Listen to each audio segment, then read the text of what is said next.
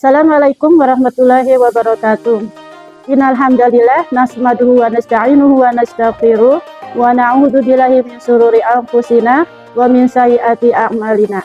May yahdihillahu fala mudhillalah wa may yudhlil fala hadiyalah. Asyhadu an la ilaha illallah wahdahu la syarikalah wa asyhadu anna Muhammadan abduhu wa rasuluh.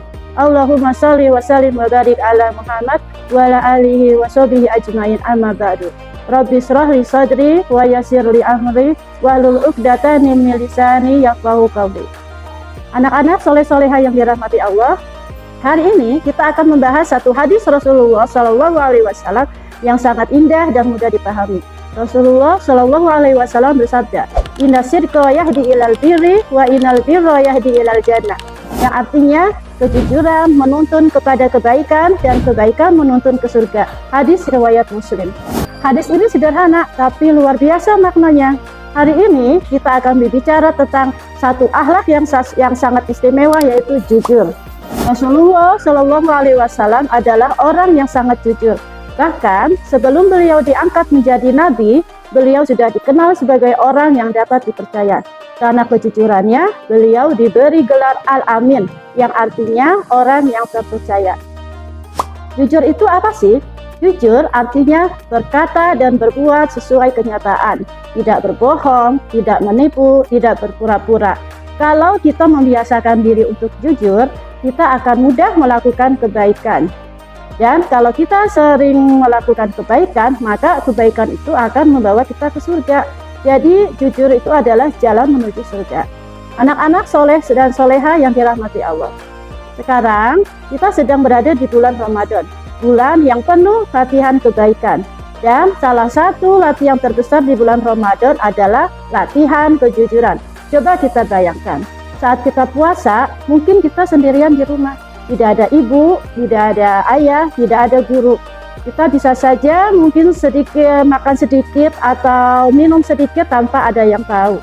Tapi kita tidak melakukannya. Kenapa? Karena kita tahu Allah selalu melihat kita. Itulah kejujuran. Puasa sebenarnya adalah latihan untuk jujur kepada Allah. Anak-anak soleh dan soleha yang dirahmati Allah. Kejujuran itu ada beberapa bentuk. Yang pertama, jujur dalam niat. Kita puasa karena Allah, bukan karena ingin dipuji orang lain. Contoh lainnya misalnya, kalau kita belajar niatnya karena Allah. Kalau kita membantu orang tua, niatnya juga karena Allah, bukan supaya dipuji oleh orang lain. Yang kedua yaitu jujur dalam perkataan. Contohnya, saat puasa kita tidak berbohong, tidak berkata kasar, tidak mengejek teman. Kalau kita melakukan kesalahan, berani mengakui. Memang mungkin kita dimarahi, tapi setelah itu hati kita jadi tenang. Yang ketiga yaitu jujur dalam janji.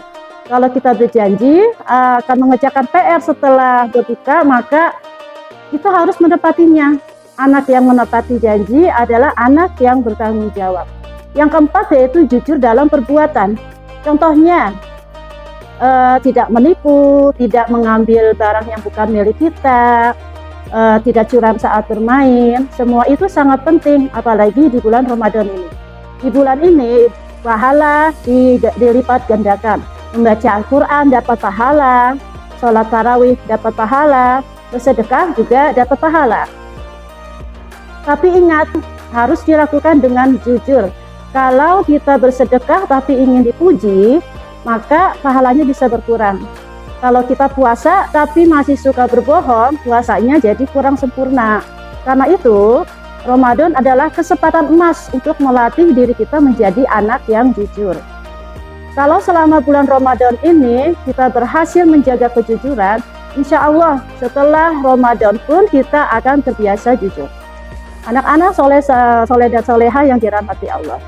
Mari kita ingat kembali pesan Rasulullah Shallallahu Alaihi Wasallam. Kejujuran membawa kepada kebaikan. Kebaikan membawa kepada surga. Jadi kalau kita ingin masuk surga, mulailah dari jujur. Jujur saat berbicara, jujur saat belajar, jujur saat bermain, jujur saat berpuasa. Semoga Allah menjadikan kita jadi anak-anak yang jujur, yang dicintai Allah, disayang orang tua, dan kelak dikumpulkan bersama orang-orang soleh di surga. Amin ya rabbal alamin. Cukup sekian hukum yang saya sampaikan pada hari ini. Assalamualaikum warahmatullahi wabarakatuh.